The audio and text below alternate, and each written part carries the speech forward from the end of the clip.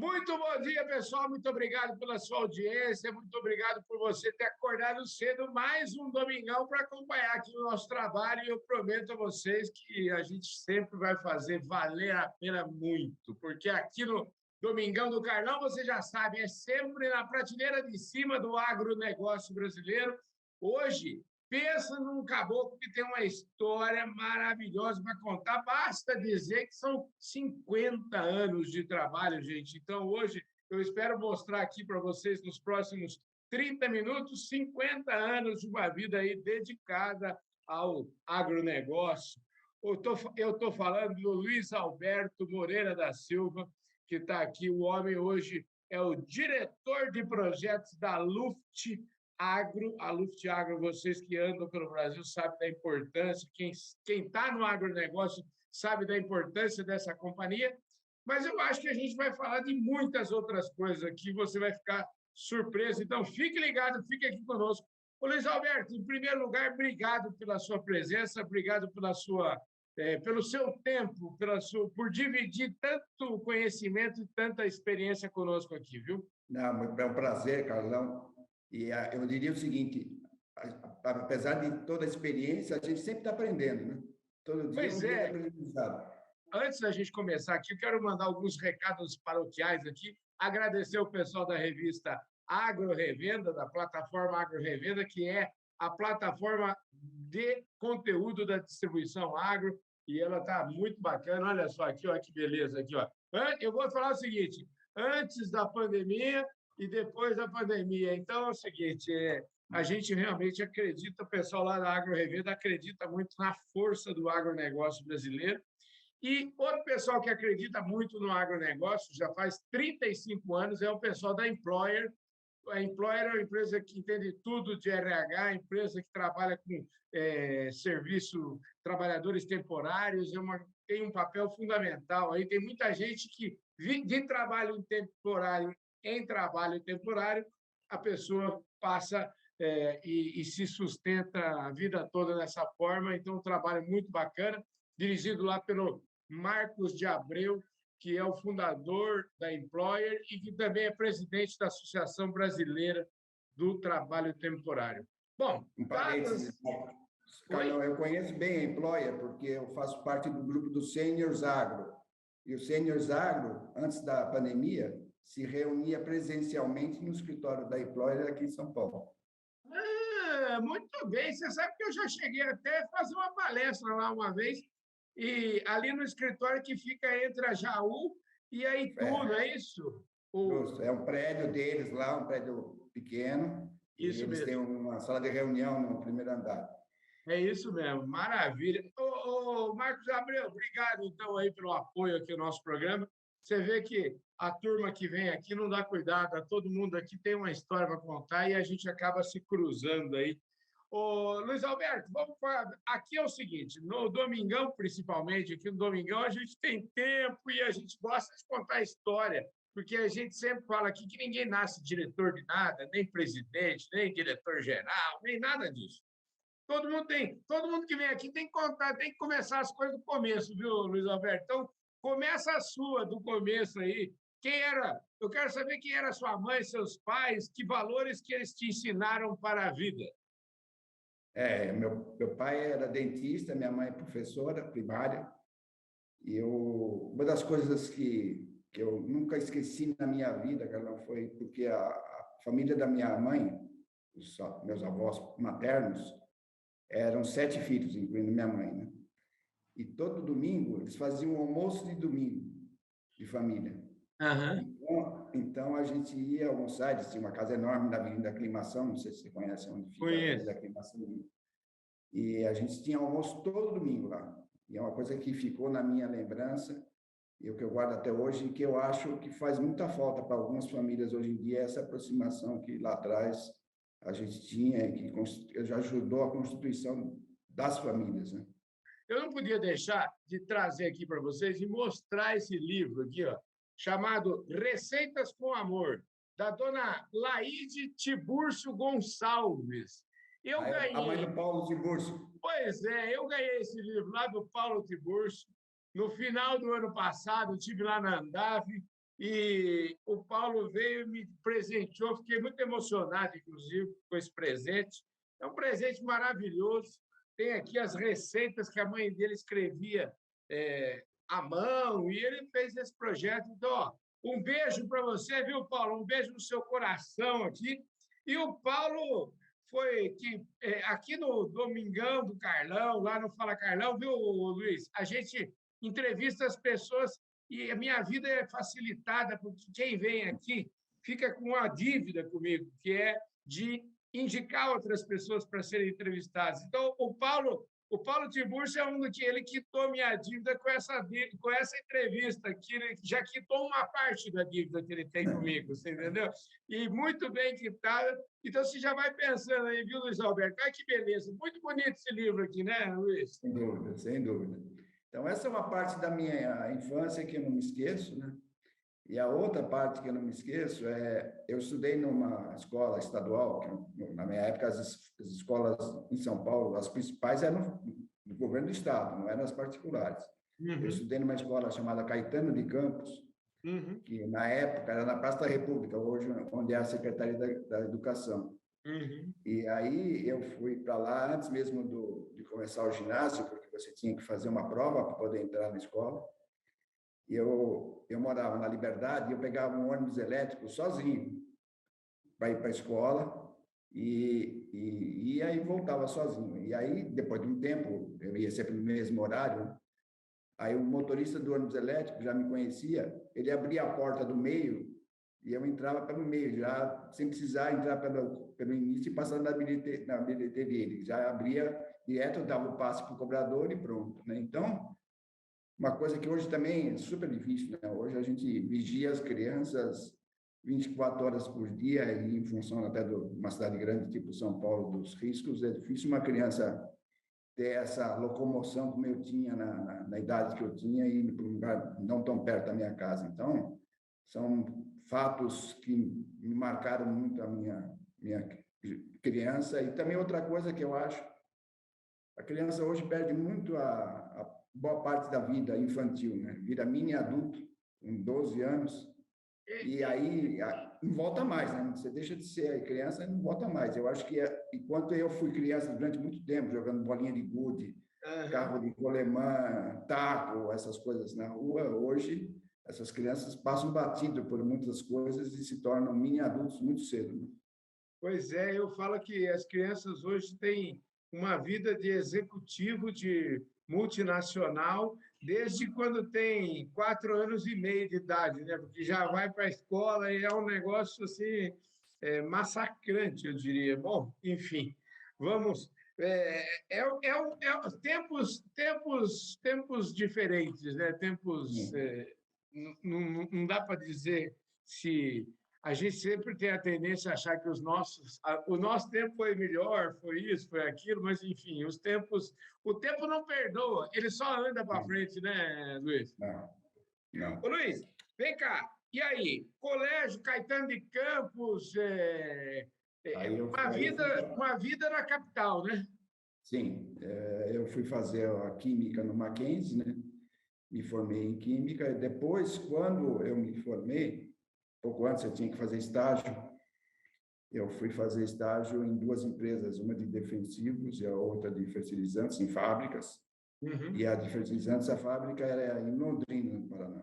Então, eu ia domingo à noite, pegava um leito do Garcia, ia para Londrina, passava a semana lá e sexta-feira à noite pegava de volta o leito, né? Passava a semana trabalhando lá na fábrica em Londrina, no Paraná.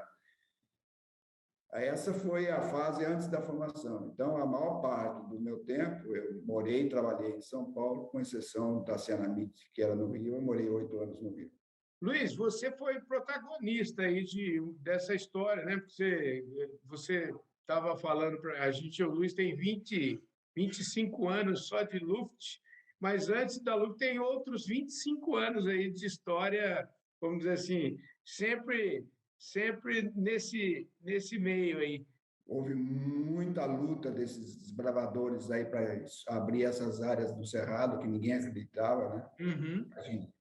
Quando eu comecei a trabalhar, ninguém falava de... O mais longe era Mato Grosso do Sul, né? Que você tinha que ir em estradas já ruins, né? Nunca me esqueço, tinha uma cooperativa em Nova Londrina, que era no limítrofe de Paraná com Mato Grosso do Sul, e que todo ano ela fazia uma concorrência, a gente ia para lá, tinha estrada de chão, né? Então, muitas estradas de chão ainda, se chovia muito, você não conseguia andar. Então, a luta para essa turma do chegar no Paraná. ponto que chegou, é muito aquecimento para chegar no que chegou. Luiz, deixa eu te falar, nós temos assunto, uma barbaridade aqui. Eu queria que você. Que ainda, nós nem chegamos na Luft ainda, mas assim, fala para mim rapidinho como é que foi a sua. Você deu uma panorâmica aí, que por onde você trabalhou até chegar na Luft, só para a gente situar a turma aqui. Vou fazer rápido. Então, eu comecei trabalhando numa empresa de fertilizantes chamada Fertiplan, que é uma época que as empresas de fertilizantes trabalhavam com defensivos também. Uhum. E apesar de eu comecei a trabalhar na fábrica, depois eu fui para a matriz e aí eu assumi a área de defensivos e foi numa época em que a Fertiplan distribuía produtos da Dupont e da Monsanto. Porque a Dupont, Monsanto e Dow, elas vendiam através de distribuidores, não direto. O distribuidor não era revenda, era um distribuidor mesmo, de caráter mais nacional. Uhum. Depois eu fui trabalhar na Montedson, que é uma empresa italiana que tinha atividades em vários setores, de químicos até plásticos e outras áreas. Trabalhei como diretor da área agrícola, depois assumi as outras 3 áreas, que era química fina, plásticos e química em geral. Depois eu fui para a Rext, que é uma empresa que hoje não existe mais, que virou a Grevo, depois virou a Ventes e depois foi comprada pela Bayer. Eu fui gerente de vendas e gerente de marketing, né?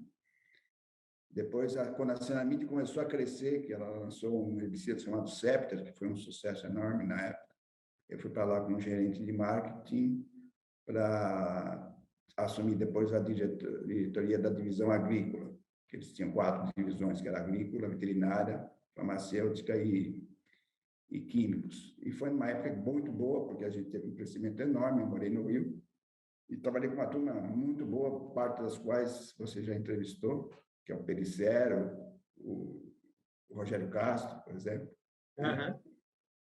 O próprio Mário Fuji, que hoje está na IPEP, porque a Cenamid comprou a parte agrícola da Shell. Então, veio o Fernando Marini, que você entrevistou recentemente aí sobre contrabando de defensivos também. Aí eu saí de lá, pouco antes de eles venderem para a BASF, e vim para a Luft. E aí eu comecei tocando inicialmente um projeto de venda aplicada, que é uma coisa normal nos Estados Unidos, que aqui praticamente ainda até hoje não existe, que era um piloto que a Dupont queria fazer e que depois se tornou uma realidade, e a Luft então criou uma empresa, que fui eu que ajudei a criar, para fazer a aplicação de herbicida de cana para a Dupont, aqui no estado de São Paulo principalmente.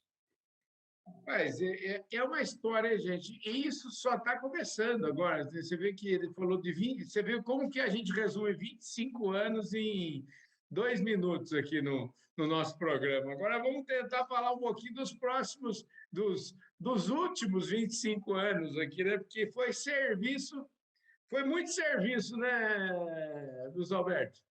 Assim, até porque cada vez mais as oportunidades vão surgindo, né, Carlão? Então, a gente tem que estar atento para as oportunidades. Quer dizer, há 20 anos atrás, um pouco mais até, a Andef, que na época tinha feito um piloto de uma central de embalagens em Guariba, já para começar a estudar a questão do retorno das embalagens defensivas, contratou a Luft e fui eu e mais uma outra pessoa que fizeram o primeiro estudo da logística reversa das embalagens defensivas, estudo de postos para centrais e centrais para destino final, para a Andef. Também estabelecemos qual deveria ser o número de centrais e postos, evidentemente projetando algumas áreas que não existiam do ponto de vista agrícola na época. Na época, nós chegamos à conclusão de que deveriam ser 100 centrais e 250 postos. Hoje tem 100 centrais e 300 postos. Então, a gente chegou bem perto do que é a realidade hoje. Nós fizemos esse estudo depois, quando foi constituído o INPEV, no fim de 2001, a Luft foi contratada para fazer a gestão da operação no Brasil inteiro. Então, quem faz a gestão da operação, não somos só nós que transportamos, tem 25 transportadoras envolvidas no sistema, da logística reversa, que é o caminhão que vai com defensivo, em vez de voltar vazio, volta com embalagem. Então, esse é o conceito da logística reversa. Nós, desde o começo, somos os gestores dessa operação, e só para dar um parâmetro, no primeiro ano de operação, que foi 2002, foram destinadas, não, que é o termo mais correto, 3.500 toneladas de embalagem vazia, e esse ano aqui a gente deve fechar com perto de 50 mil. Então, é um crescimento enorme, um desafio enorme, porque ninguém acreditava nessa operação de volta de embalagem vazia, dos comprometimentos do agricultor, do sistema de distribuição e da indústria, mas tudo funcionou muito bem e foi um sucesso, e é um sucesso mundial no Brasil, é uma referência mundial hoje em dia. O Brasil é referência mundial que você está falando, e eu queria saber o seguinte: lá no Nascimento, isso é uma. Eu queria saber assim, o Impev é como a turma fala de maneira até pejorativa, eu vou falar aqui longe de ser pejorativo, quero dizer o seguinte, eu quero te perguntar se o Impev é uma jabuticaba, se é uma invenção brasileira ou se ele foi inspirado em alguma coisa que já tinha fora do Brasil. Não foi inspirado, não. Foi, na verdade, uma jabuticaba, que não é bem jabuticaba, porque jabuticaba só dá certo no Brasil, mas, enfim, ela foi evidentemente que já existia alguma coisa, mas muito incipiente em outros países, e os Estados Unidos, que deveria, teoricamente, por tudo aquilo que de modernidade, ser o país mais avançado, hoje destina 35% das embalagens vazias. Então, o Impev foi um desafio, e uma coisa que o Impev montou um museu que conta a história do Impev lá em Guariba também, agora foi inaugurado na sexta-feira. Uhum. E eu prestei depoimento para o museu, e uma coisa que eu comentei, quando a gente começou a primeira ano de operação, que foi em 2002, a gente usava muitos caminhões da Luft, porque ainda não tinha as outras transportadoras agregadas ao sistema. Tá? E os motoristas da Luft, eles falavam, nós estamos indo buscar lixo lá. Então, aos poucos, a gente foi educando esse pessoal, e hoje quem participa do processo tem orgulho. Então, foi uma construção em que todo mundo que assumiu o seu papel passou a ter orgulho de participar. Então, funciona também por isso, né? As pessoas têm que ter consciência e têm que comprar os projetos para poder funcionar, porque é o que eu digo, né? Se você pegar outros setores da economia brasileira, que vão ter que se enquadrar, porque a Política Nacional de Resíduos Sólidos vai obrigar, de área urbana não consegue fazer, e a gente conseguiu fazer no Brasil com o tamanho que o Brasil tem e com as dificuldades todas que a gente sabe que deveria ter um país das dimensões disso. E falando de agricultor, que você imagina 20 anos atrás, chegar a informação no agricultor, né?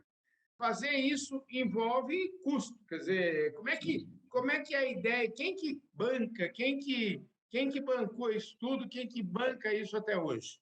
A maior parte dos recursos são da indústria, né? Uhum. O que a indústria fez, ela criou, há algum tempo atrás, a Campo Limpo, né, que é uma recicladora, algumas associadas no Impev, não são todas, criaram a Campo Limpo para agregar mais valor na reciclagem, porque esse valor volta para o sistema. Quer dizer, não é que as indústrias que são sócias da Campo Limpo, elas retiram dinheiro que, eventualmente, da rentabilidade do lucro, do resultado das Campos Limpo, volta para o sistema. E aí você criou o que a gente chama de economia circular, porque a Campo Limpo começou a fazer a embalagem de 20 litros com material reciclado, que volta para o mercado de defensivos, é uma embalagem homologada, e tampa, que também volta para o mercado de defensivos. Então, hoje tem 2 produtos gerados nas Campo Limpo, né, que são pares no sistema, que voltam para o mercado de defensivos. Então, criou-se a embalagem já voltou essa embalagem para de novo ser reciclada. Então, é o que a gente chama de economia circular. E foi com isso também que conseguiu gerar mais receita para diminuir um pouco ainda a contribuição da indústria, mas ainda é deficitária, e a maior parte da contribuição é da indústria. E toda a indústria que começa a vender defensivo no Brasil é obrigada a estar dentro do Impev. Então, o Impev hoje tem mais de 120 empresas associadas. No Brasil, 94% das embalagens voltam para essa economia circular, é isso mesmo? Volta. E de todo o material que vai para o campo, só 7% que vai para a incineração. São embalagens que não dá para ser tríplice lavada. Então, quando ela volta contaminada e ela vai para a incineração, né? Então, ela vem separada, isso tudo é feito num sistema hoje muito coerente, né? A central, que é uma figura que não existia na legislação, ela foi criada para diminuir volume, né? Porque, só para você ter uma ideia, um caminhão-truque que transporta embalagem solta de um posto para uma central, transporta 1.500 quilos de embalagem. Quando ele sai da central e que vai para o destino final, que a embalagem vai prensada por tipo de material, ele transporta hoje 13.300 quilos. Então, facilitou muito a criação da central, porque você imaginou o número de caminhões que a gente ia ter que ter para fazer tudo isso voltar solto. E o país que mais se aproxima do Brasil é o Canadá, e está longe, né? É como a gente fala, quem está em segundo está muito longe do Brasil, né? Tá bem longe, e com as dimensões que não tem o Brasil, né? Você imagina, países muito menores. A Alemanha também é um país com 70 e poucos por cento, mas olha o tamanho da Alemanha e olha o tamanho do Brasil, né? Bom, gente, isso tudo mostra a competência aí dos, eu falo assim, a competência dos atores do agronegócio, né? A começar pelo agricultor, né? E passando aí por toda essa cadeia importante. Só para lembrar vocês, então, no Brasil, 94% das embalagens vazias retornam, enquanto que no Canadá, por exemplo, são apenas 77%, que é o país que está em segundo lugar. Ô, Luiz Alberto, já falamos da sua carreira, já falamos da sua vida, já falamos de Impev, eu queria falar um pouquinho agora da Luft. Como é que é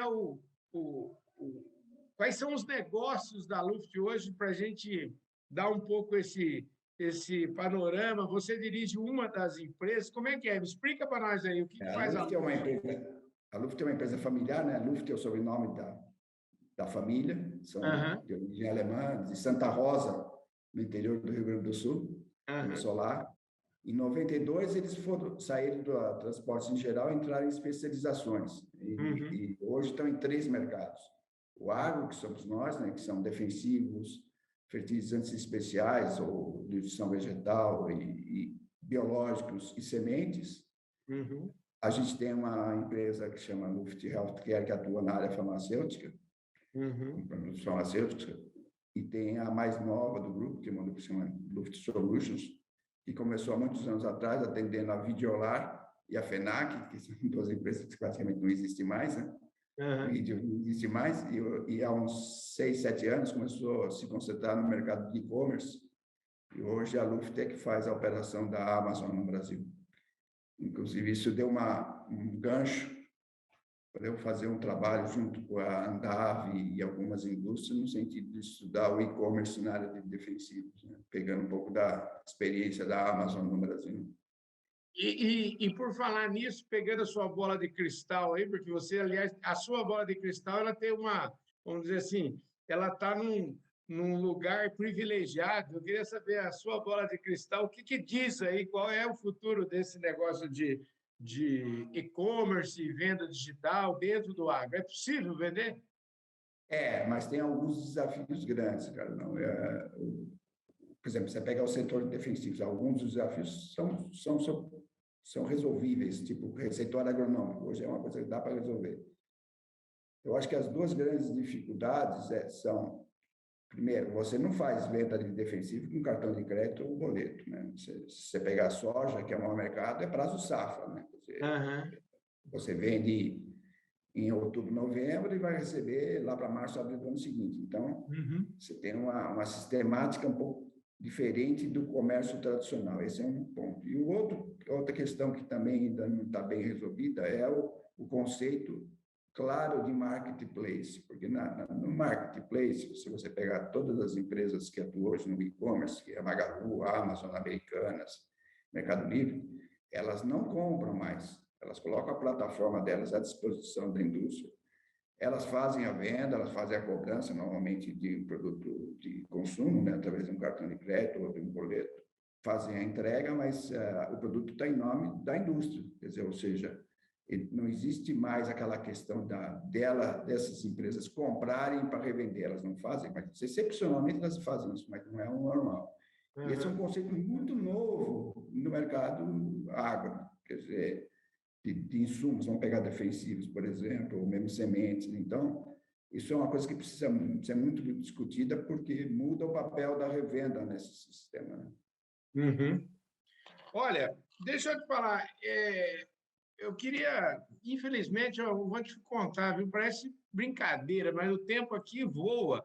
A gente já está falando aqui, já passou dos nossos 30 minutos. A gente podia continuar conversando muito aqui, mas eu quero agora deixar um pouco da conversa para o dia que eu for aí em São Paulo e a gente vai pessoalmente aí tomar um café, ou quem sabe almoçar aí na sede da Luft ou em algum canto por aí, e a gente continua essa prosa, viu, Luiz Alberto? Tá bom, à vontade, fica convidado de antemão.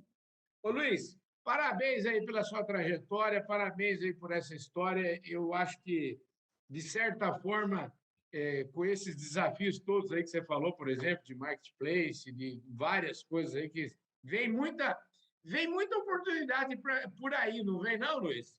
Bem, tem dois mercados que eu estou me dedicando muito recentemente, que é o de biológicos e o de fertilizantes especiais ou nutrição vegetal, que eu acho que são dois mercados que vão crescer muito ainda e são mercados novos para todo mundo. Então, eu acho que precisa todo mundo entender um pouco melhor para que lado que vão esses mercados, que tipo de produto e tudo mais. Pois Esses é, são, gente. esses são Eu, eu, mercados novos, desafiantes até. Pois é, é verdade. Eu tenho já falado com muita gente desse setor aí, a gente cada vez mais vai falar mais desse tema, porque realmente é como você falou, a gente precisa entender. Eu recebi aqui outro dia o presidente de uma dessas empresas e está me contando lá que tem um produto dele que usa 100 ml por hectare. Então, o negócio se pensa numa coisa completamente disruptiva, né, Luiz? Não, e tem, por exemplo, no caso de biológicos, os grandes desafios ainda são a logística, né? Porque ainda alguns produtos precisam de refrigeração, tem uma Aham. shelf life pequena, então o mercado tem uma necessidade de uma regulamentação melhor, né? Então, é um mercado que vai crescer, mas ainda tem muitos desafios pela frente. As empresas que estão vindo são empresas extremamente organizadas e que estão fazendo investimentos pesados, mas tem muito desafio pela frente ainda. Maravilha! E o nosso desafio aqui está cumprido, sempre manter essa conversa sempre na prateleira de cima do agronegócio brasileiro. É o caso aqui hoje, eu falei com o Luiz Alberto Moreira da Silva, que é diretor de projetos da Luft, e veio aqui trazer um pouquinho, prestar um pouco da sua experiência, enfim, e veio nos inspirar aqui nesse domingão logo cedo. Luiz Alberto, super obrigado pela sua presença, super obrigado pelo seu tempo. E antes de você dar a sua mensagem final, quero mais uma vez agradecer algumas pessoas, agradecer o Paulo Tiburcio, lá da Andave, agradecer o pessoal da Agro Revenda, agradecer o Marcos de Abreu, da Employer, pelo apoio de sempre. E, enfim, vocês todos são muito importantes. E agradecer você que segue o nosso canal aqui e você que eventualmente assiste os nossos programas e ainda não se inscreveu aqui no nosso canal, aproveita, faça isso agora, se inscreve no canal aí, aperta o sininho para você receber as nossas notificações, deixe o seu like, o seu comentário e, principalmente, faça como a turma da Luft, faça como o Luiz Alberto, espalhe esse vídeo aí por todo o Brasil. Eu espero que você espalhe esse vídeo aí, viu, Luiz Alberto? Pode deixar, sem dúvida. Obrigado, viu, querido? Um forte abraço, um ótimo domingo para você. E lembrando a todos vocês o seguinte: domingo que vem eu vou conversar aqui com o Marcos Sarabia. Você conhece o Marcos, né, Luiz? Conheço. Maravilha! Então vocês não deixem de assistir domingão. Eu vou receber aqui o Marcos Sarabia, continuando falando de distribuição. Vai ser top de linha a conversa. Um forte abraço a todos vocês. Para todos vocês que estão aqui nos assistindo através do canal do Boi, muitíssimo obrigado, um forte abraço. Eu vejo todos vocês domingo que vem, com certeza. Valeu, Luiz, obrigado, viu? Forte abraço. Fui! Atenção.